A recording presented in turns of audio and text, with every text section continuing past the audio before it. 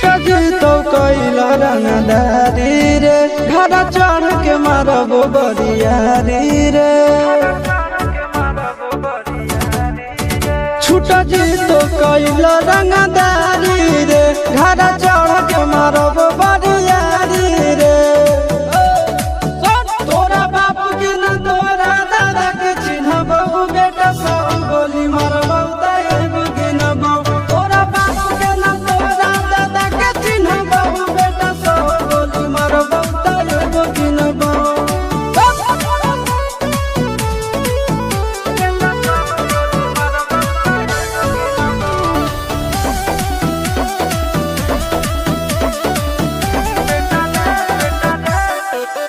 बेटा रे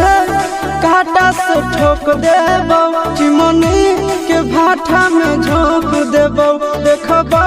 कवन बाप बचैतौ तोरा प्रशासन के गाड़ी भी रोक देबो बेटा जी सुनो बेटा रे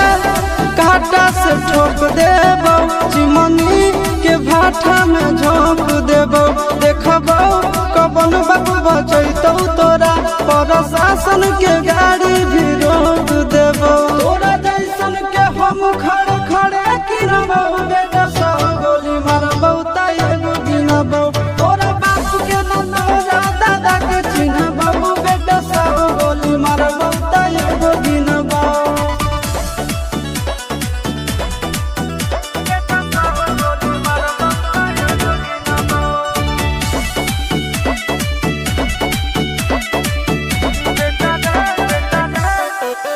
बेटा रे दौड़ा के बाजार में मारबो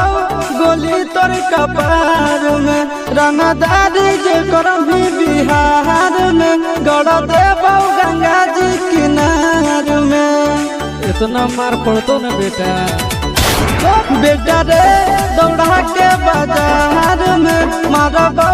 गोली तोर कपार में रंगदारी जे करबी बिहार में गड़ देबो गंगा जी किनार में कहो चिंटू आशीष के कारण सुनाबो बेटा सब गोली मारबो ताएगो गिनबो तोरा बाप के न तोरा दादा के चिन्हबो बेटा सब गोली मारबो ताएगो गिनबो